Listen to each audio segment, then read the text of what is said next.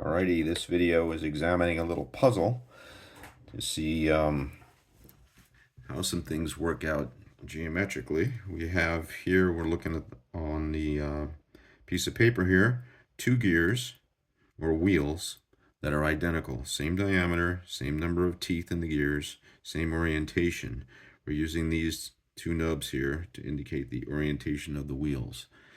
And the question is, how many rotations does this outer wheel need to make in order to make one complete orbit around the inner wheel?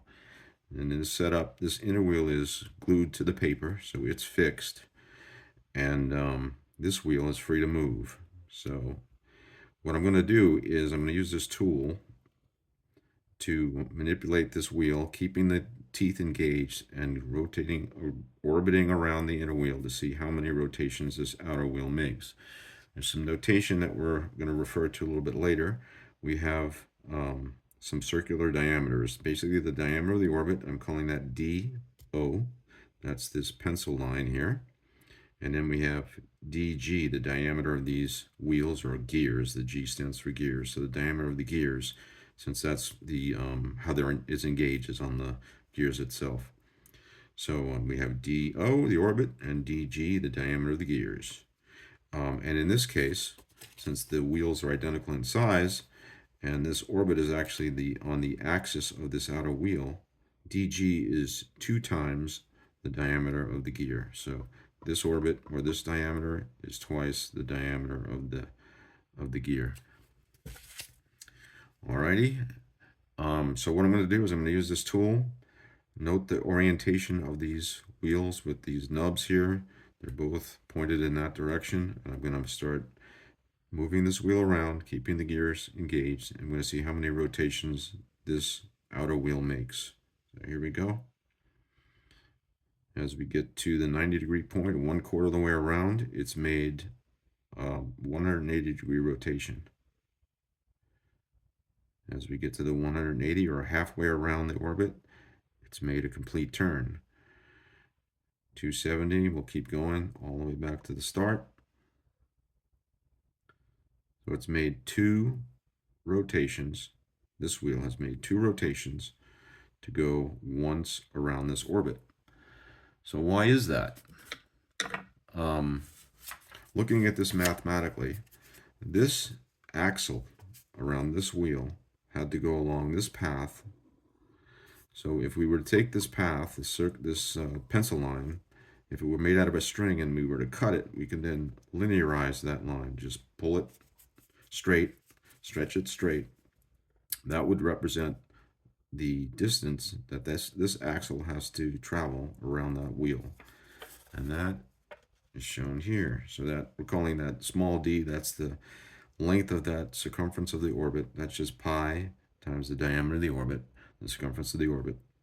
And then since we're riding on this gear all the way around, how far does that have to travel in order to keep up with that distance?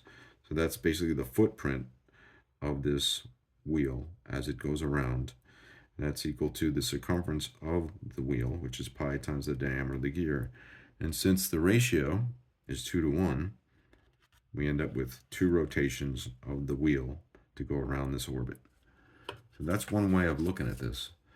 There's another way of looking at it, because in that case, in our first calculation, what we had was a frame of reference which was fixed at the center of this fixed wheel.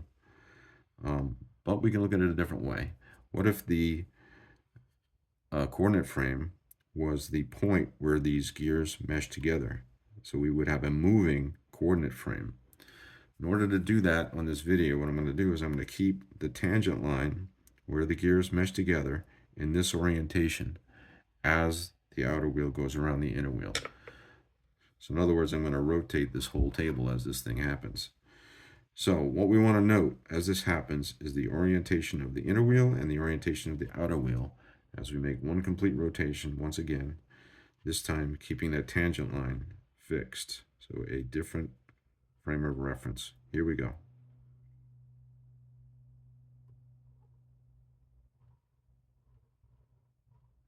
So as we get to 90 degrees, note what's happened.